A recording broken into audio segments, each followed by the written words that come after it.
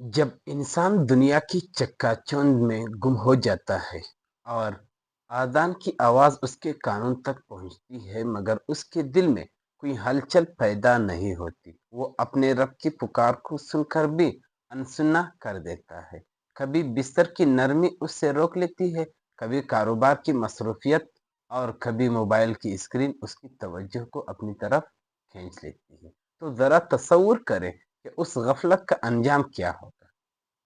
एक लम्हा आंखें बंद करें और उस दिन को याद करें जब इंसान की आखिरी बार आंख बंद होगी, सांस रुक जाएगी और वो दुनिया जिसके लिए उसने नमाजें छोड़ दी, वही दुनिया उससे खामोशी से कब्रिस्तान तक छोड़कर वापस चली जाएगी।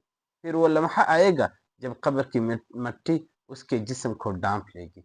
चारों तरफ गहरी खामोशी होगी, न दोस्त होंगे, न अजीज, न मोबाइल होगा, न मसरूफियात, सिर्फ अंधेरी कब्र और इंसान के अमाल।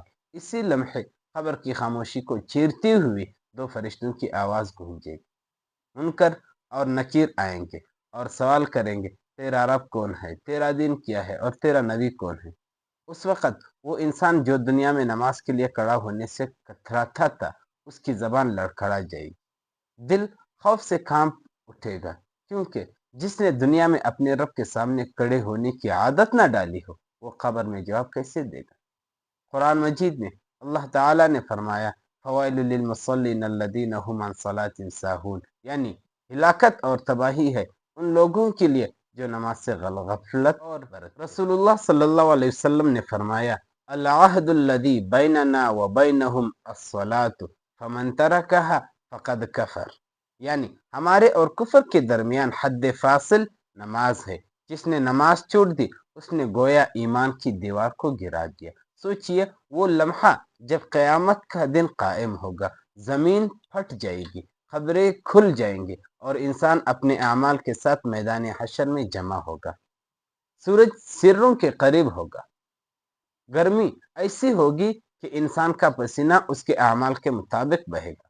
कोई टखनों तक डूबा होगा, कोई घुटनों तक और कोई अपने गुनाहों के समंदर में डूब चुका होगा। उसी होलनाक दिन रसूलुल्लाह सल्लल्लाहु अलैहि वसल्लम ने फरमाया कि सबसे पहले इंसान के अमाल में नमाज का हिसाब लिया जाएगा। अगर नमाज दुरुस्त होगी तो बाकी अमाल भी दुरुस्त होंगे और अगर नमाज ही बर्बाद हो गई तो बाकी सब अमाल भी बर्बाद हो जाएंगे।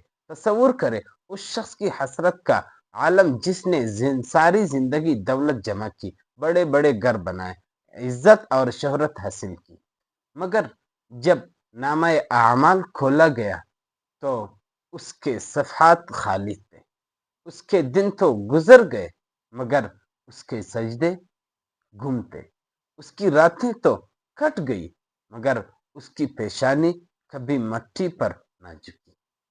और फिर कुरान एक होलनाक मंजर बयान करता है, जब जहन्नुम के दरवाजे खोले जाएंगे और जहन्नमियों से पूछा जाएगा, मा सलककुम फी सकर, तुम्हें इस जहन्नुम में किस चीज ने डाला।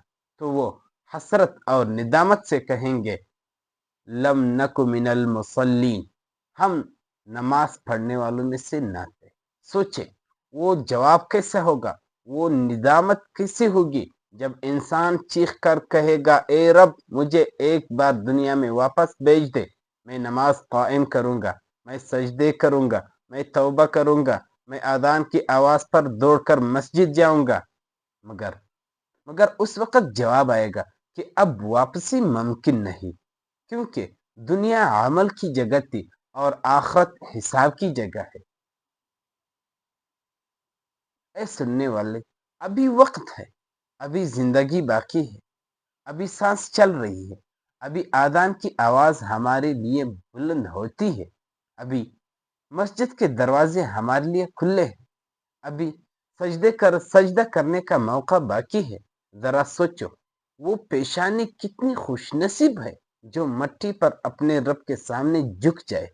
वो आंख कितनी मुबारक है जो सजदे में आंसू बहाए और वो दिल कितना जिंदा है जो आदान सुनकर बेचैन हो जाए। याद रखो, जिस दिन इंसान कब्र में उतरेगा उस दिन सबसे बड़ी हसरत यही होगी कि काश मैं नमाज का पाबंद होता, काश میں سجدوں کو اپنی زندگی کا حصہ بنا لیتا۔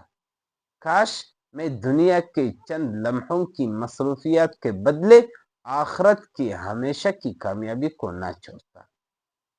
اس لیے آج ہی اپنے دل سے عہد کر لو کہ کوئی نماز قضا نہیں ہوگی، چاہے حالات کیسے بھی ہوں، چاہے مصروفیت کتنی ہی زیادہ کیوں نہ ہو، کیونکہ نماز صرف ایک عبادت نہیں بلکہ مومن کی روح ہے، رب سے تعلق کا سب سے مضبوط رشتہ ہے، اور وہ نور ہے جو قبر کی تاریکی میں روشنی بن کر ساتھ چلے گا، وہ پل صراط پر روشنی بنے گا، وہ قیامت کے دن انسان کے چہرے کو روشن کرے گا۔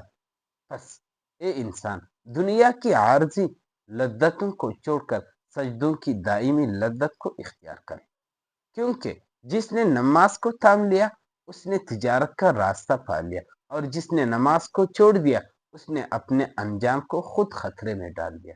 اور یاد رکھو، قیامت کے دن سب سے زیادہ حسرت اسی شخص کو ہوگی جس کے پاس وقت تو تھا مگر اس نے نماز کے لیے وقت نہیں نکالا۔